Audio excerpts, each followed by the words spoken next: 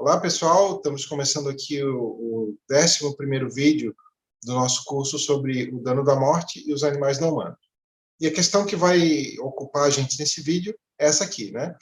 Quanto maior a complexidade mental de um indivíduo, né, maior a sua conexão psicológica ao longo do tempo.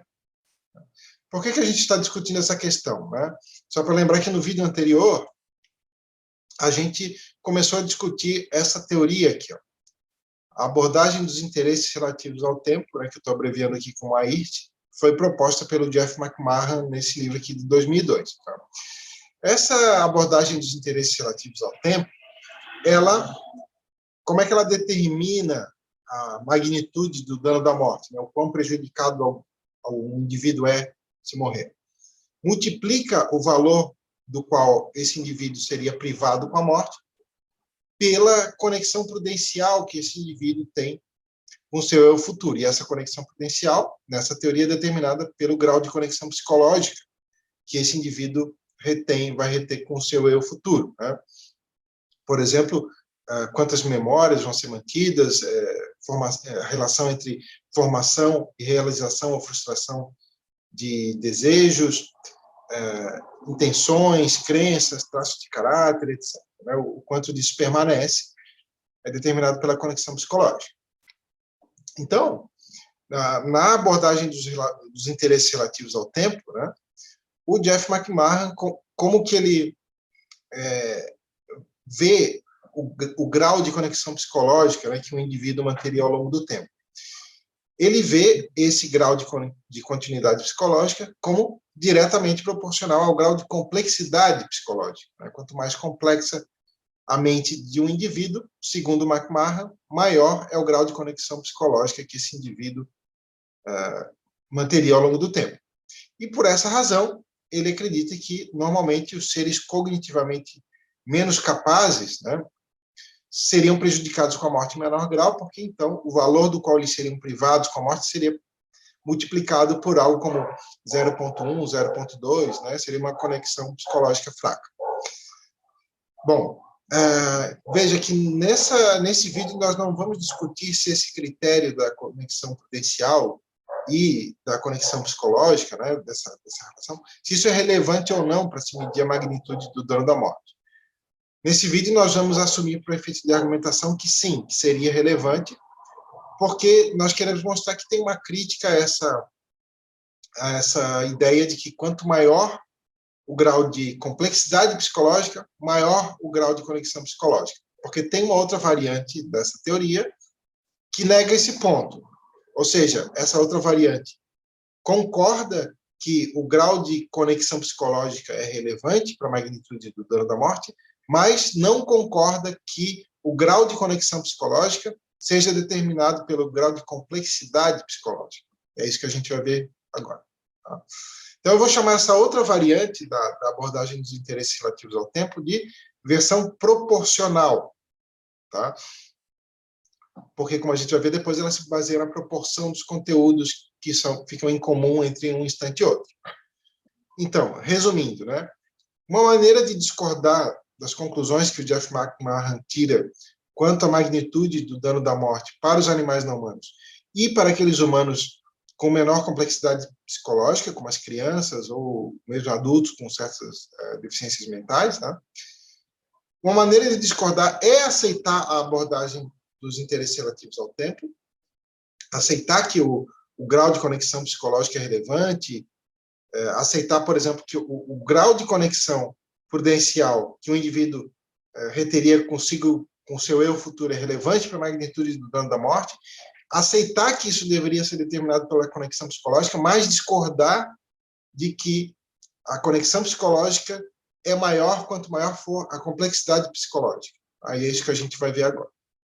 Então, seria uma outra versão, né, dessa abordagem dos interesses relativos ao tempo, porque ela aceita que o grau de conexão psicológica é relevante para a magnitude do dano da morte, mas não é a versão do McMahon, porque essa outra versão ela mantém que o grau de conexão psicológica não depende do grau de complexidade psicológica.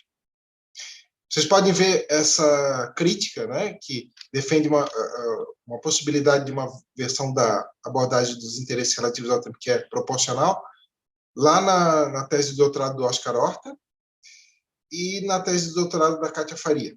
Tá? Tem essa crítica lá. Aqui não está as páginas, mas logo em seguida vai estar mencionado ali. Tá? Então, o Oscar Horta, lá na página 752, e a Kátia Faria nas páginas 22 e 23, vão lá argumentar que uma maior quantidade de conteúdos mentais em comum entre dois instantes não necessariamente implica maior conexão psicológica. Vamos ver por quê. Tá? Então, vamos ver aqui um primeiro exemplo com dois indivíduos diferentes. Tá? Então, temos indivíduo A e indivíduo B. Aqui temos dois instantes, tá? O instante T1 e o instante T2. O indivíduo A, no instante T1, ele tem 8 conteúdos mentais. Tá? E no instante T2, ele também vai ter 8 conteúdos mentais, mas não todos os mesmos. Só 4 desses já estavam presentes lá em T1. Aí ele mudou 4, né, e permaneceu com 4. Já o indivíduo B, ele tem a mente mais simples, ele tem 4 conteúdos mentais. Tá? A mente dele é metade, né, de complexa do que a do indivíduo A. E no instante T2, ele continua com 4 conteúdos mentais, só que 3 desses conteúdos já estavam presentes em T1, ele mudou um conteúdo só.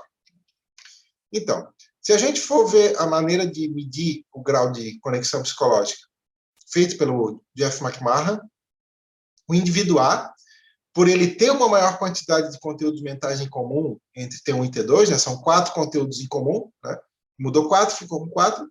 Então, segundo McMahon, dos dois aqui, o A teria maior conexão psicológica, né, do que o B, porque o B só tem 3 conteúdos em comum. Então, para o McMahon importa o grau, né, de conteúdos em comum, né, quantos conteúdos em comum. Então, já que o A teria 4, o B teria 3, segundo o Jeff McMahon, A teria maior conexão psicológica do que B, entre os instantes T1 e T2. Contudo, se a gente levar em conta a proporção de conteúdos mentais que variou ou que permaneceu, a gente vai perceber o seguinte, ó, A mudou 50% dos seus conteúdos mentais, né? Mudou metade deles. Já o B mudou apenas 25%, né? 75% continuaram os mesmos. Tá? Então, se a gente se baseia na forma proporcional de medir a conexão psicológica, a gente vai ter que dizer que o B é quem tem maior conexão psicológica entre os instantes T1 e T2, porque ele modificou só 25% dos seus conteúdos mentais. O A modificou 50%. Então, segundo essa outra forma de medir, o B é quem tem maior conexão psicológica, mesmo que seja o A quem tenha uma maior quantidade de conteúdos mentais em comum, né? E mesmo que a mente do A seja mais complexa do que a mente do B. Vamos ver um outro exemplo também com dois indivíduos, tá? Então, novamente, a gente tem o indivíduo A e o B, que são outros indivíduos A e B, não são os mesmos, e entre dois instantes aqui, ó, instante T1 e instante T2. Então, o A tem 12 conteúdos mentais no instante T1, no instante T2 também tem 12, né? 9 dos quais já estavam em T1. E o B tem 120 conteúdos mentais, né? Agora, esse B aqui, ele tem a mente muitíssimo mais complexa, né? 10 vezes mais complexa do que a mente do A. Tá? Então, ele tem 120 conteúdos mentais em T1, e em T2 também tem 120, mas 12, apenas 12, né, já estavam em T1. Tá? Então, se a conexão psicológica depender da quantidade de conteúdos mentais em comum, que é a visão lá do McMahon, né? Então a gente vai ter que dizer que o B possui maior conexão psicológica entre esses dois instantes, né? Porque ele tem 12 conteúdos em comum. E o outro só tem 9 conteúdos em comum. Tá? Mas esse exemplo parece sugerir que isso não está correto, né? Porque o B aqui, no instante T2, ele é muito mais diferente mentalmente do que ele era em T1. Porque só 12, né, dos conteúdos mentais estão presentes. Né? Os outros 108 conteúdos mentais mudaram, né? Mudou a psicologia dele toda. Né? E ele mudou 90%, né, dos seus conteúdos mentais. O A mudou apenas 25%. né? Ou seja, ele mudou só 3 conteúdos mentais.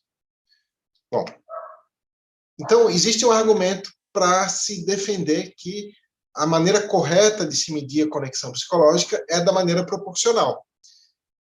Por quê? Poderia ser argumentado, então, que a versão proporcional é a forma adequada de se medir continuidade psicológica, porque o conceito de conexão psicológica visa medir justamente o quão relacionado ao seu passado o indivíduo está. Então, parece que aqui o B ele está relacionado ao seu passado apenas em 10%. Né? E aqui o A ele está relacionado ao seu passado em 75%. Né? Apesar de a mente do A ser muitíssimo mais simples do que a mente do B. Vamos ver um exemplo agora com um indivíduo só, tá? Para ilustrar a mesma coisa. Então, o indivíduo A, vamos supor que no instante T1 ele tem 10 conteúdos mentais. E tem 2 futuros possíveis para o A. Tem o T2 e o T2', vamos falar assim. Tá? No instante T2, o indivíduo A tem 10 conteúdos mentais também, né? Igual ao instante T1, só que 9 dos quais já estavam em T1. Ele mudou um conteúdo mental só. Mas vamos supor que a outra opção, né, a outra possibilidade seria ele ir para T2', e ele vai ficar com 100 conteúdos mentais, muito mais. A mente dele, né, de uma hora para outra, ficou muito mais complexa. Ele manteve 10 dos conteúdos mentais que ele já tinha em T1, ele manteve todos e adicionou mais 90. Né? Bom, segundo a maneira de calcular a conexão psicológica do McMahon, o indivíduo A, entre T1, né, e T2', a conexão psicológica dele é maior, porque ele mantém mais conteúdos mentais em comum. Ele tem 10 e esses 10 continuam aqui. Tá? Aqui ele vai perder um, né? É menor, é 9 a quantidade de conteúdos mentais em comum, entre T1 e T2. Só que isso, né, parece que é estranho falar de conexão psicológica dessa maneira, né? Porque em T2', o indivíduo A está conectado ao seu passado, né, de maneira muito fraca, né? Porque ele tem 90 conteúdos mentais diferentes, né, do que ele tinha em T1. E em T2, não, ele tem apenas um conteúdo mental diferente. Então, parece que ele está mais conectado a esse passado aqui, né, nessa situação, do que nessa outra aqui. Ó. Em T2, em relação a T1, ele está conectado 90%, né, a T1. Em T2', ele, né, tá conectado ali apenas, né, em 10%. Quais são as implicações de se aceitar essa versão proporcional da abordagem dos interesses relativos ao tempo e não a versão original lá do Jeff McMahon? Se essa versão proporcional estiver correta, né, se a forma dela medir conexão psicológica estiver correta, então os seres com menor complexidade mental não necessariamente têm uma conexão psicológica mais fraca. Né? Então, se isso estiver correto, os animais não humanos e os humanos, né, cognitivamente menos sofisticados, por exemplo, recém-nascidos, fetos já sencientes, crianças pequenas, humanos com alguma deficiência mental, etc., não necessariamente eles vão estar relacionados aos seus eus futuros em menor grau do que os humanos adultos normais. Aliás, né, poderiam estar relacionados aos seus eus futuros em maior grau, dada a proporção dos conteúdos mentais ali variar menos, né? Como a gente viu nesses exemplos anteriores aqui. Ó. Esse aqui, por exemplo. Tá? Ó, aqui a complexidade mental é muito menor, mas os conteúdos variam menos. Então, segundo essa versão proporcional da abordagem dos interesses relativos ao tempo, mesmo que a gente leve em conta, né, a conexão psicológica para medir a magnitude do dano da morte, é falso que a morte prejudica mais os humanos adultos normais do que prejudica os animais não humanos, as crianças pequenas, né, os humanos com alguma limitação mental, etc. Pelo contrário, né, segundo essa versão proporcional, esses indivíduos que vão ter aí uma complexidade mental menor podem ser prejudicados com a morte em maior grau do que os humanos adultos normais. Então, resumindo essa conclusão dessa variante, né, da abordagem dos interesses relativos ao tempo. Se a medição da conexão psicológica com base na proporção, né, não é a versão do McMahon, é essa com base na proporção. Se isso estiver correto, então é possível que seres menos complexos cognitivamente tenham uma conexão psicológica maior. Portanto, mesmo se a conexão psicológica for relevante para a medição da magnitude do dano da morte, eu não estou dizendo que é ou não é, mas se for, né? Então os animais não humanos e os humanos cognitivamente menos sofisticados poderiam ser prejudicados com a morte ainda em maior grau do que os humanos adultos normais. No próximo vídeo, a gente vai continuar discutindo essa questão, né, da relação entre conexão psicológica e a perda do valor que alguém teria para determinar a magnitude do dano da morte. Então, vamos continuar discutindo essa abordagem dos interesses relativos ao tempo. Um abraço, tchau.